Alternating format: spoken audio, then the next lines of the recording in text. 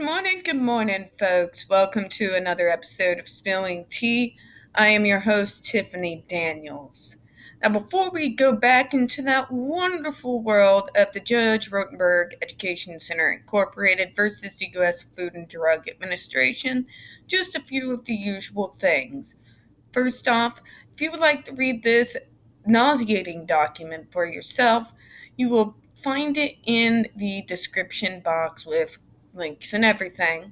You also will find the first video on this most recent series of videos, all in regards in the fight with the Judge Rotenberg Center and why I have recently started doing these videos. Once again, you'll also find in there the Shut the Judge Rotenberg Center Down Change.org petition. If you haven't already signed it, please do. Also, folks, when we are discussing the JRC, more oftentimes than not, we are going over vivid descriptions and actual video footage of the torture and abuse of people with disabilities. So if you have children present, please wear your headphones. Also, apologizing in advance if I mangle any legal jargon or trip over my words. So, without further ado, finally, we're getting to the conclusion of this document. About time, right? Jeez. So, I'm going to go ahead and go through this, and then finally we'll be done with it. It's like head-inducing stupidity, folks. Head-inducing stupidity. Hurt brain. I can't talk. Okay, conclusion. For the foregoing reasons, the defendant's motion for partial summary judgment, ECF number 25, is granted in part and denied in part. The defendants are granted partial summary judgment for withholdings under Exemption 5's attorney-client privilege, for withholdings of draft records under Exemption 5's deliberate process privilege. Oh my God, seriously? You shouldn't give those bastards a damn thing. For withholdings under Exemption 6 that conceal the personal information of low-level JRC employees or the contact information of government employees, for withholdings under Exemption 7. You gave it to them. Are you bought and paid for too? Holy shit. I guess you just can't expect to be protected if you are abuse and torture victim and you have a disability. I guess that's the world we live in. No one like me can ever think we can have protection, right? How dare we exist? As for the remaining withholdings under Exemption 5's deliberative process privilege and under Exemption 6, the defendants must supplement their Vaughan Index and or declarations consistent with memorandum opinion. You're giving them everything they want. What exactly are you denying these child torturing bastards? The plaintiff's cross motion for partial summary judgment, ECF Note 30, is granted in part and denied in part. The plaintiffs are granted summary judgment with respect to the defendant's withholding of non-responsive information.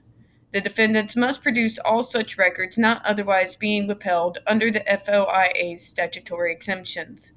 The plaintiffs are granted summary judgment as the record identifying the JRC employee who was interviewed by CBS, Bates stamped JRC OES Supplemental 1005549-53.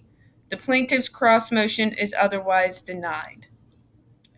The parties are directed to submit by April 19, 2019, a joint status report as to progress, if any, the parties have made to narrow the issues in dispute and to propose a schedule to govern further proceedings in this matter. I hope to God that the FDA freaking fought this.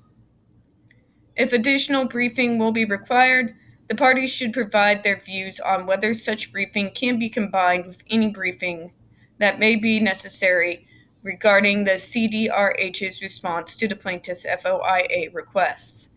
An order consistent with this memorandum opinion will be contemptuously entered. Okay, folks, this is how the JRC has gotten away with this for so long.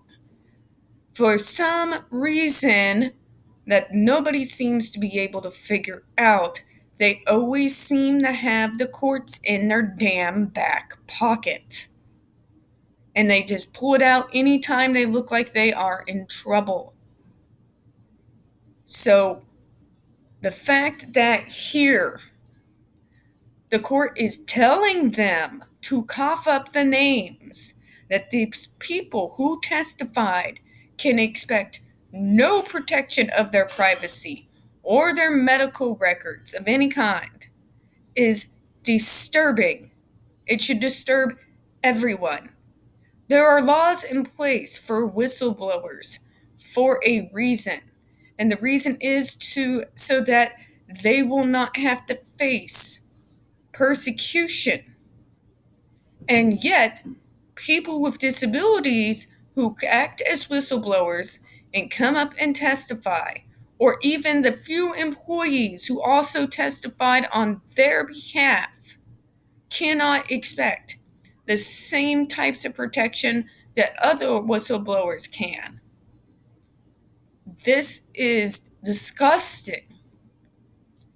I'm going to be doing some digging and keeping my fingers crossed to hope that the FDA fought this, because that is incredibly disturbing. When I talk about systematic ableism, folks, I am not kidding around. I am not joking. And this is my prime example. When you have people with disabilities who come up and testify as to the abuse and torture that they were put through, and then they are basically told by the courts, should the people who are responsible decide to challenge a ruling, decide to pursue, to say that they are not warranted the same protection as regular whistleblowers, is terrifying. And this is the reason why a good majority of the times when you see major cases like this, you're not going to see so many disabled people step forward unless they have more bravery than sense. I fall into that category. Because we know that no one is going to protect us but us. We know that the government's not going to protect us. And this is right here, my Exhibit A. And it is horrifying. Because the sad fact is, folks, anyone can join the disability community at any time, at any age. And if you think about that, and you think about these kids who bravely came up to testify against their tormentors, their torturers, and you know that with this particular court, they received no protection over their private information, that should send alarm bells off in your head. Because if they're doing it here, where else might they be doing it? This is also a reason why a lot of people with disabilities do not come forward when they are being abused, because the system is set up to not believe us. All right. So now that we've had my little rant this morning, I know this is relatively short, but I'm going to need a whole lot of calm down tea, because, God, this is disgusting. So we're going to close it out. We don't get very many views on this channel. The few that we do get do tend to get removed from time to time. So folks, please don't forget to hit subscribe, hit the like button. Don't forget to hit the comments. Now, I am randomly, once again, having subscribers that are being removed from my YouTube. So folks, please double check and make sure you're still subscribed to the channel. I do appreciate your time this morning, and as always, folks, we here at Spilling Tea hope you have a good one. Bye-bye.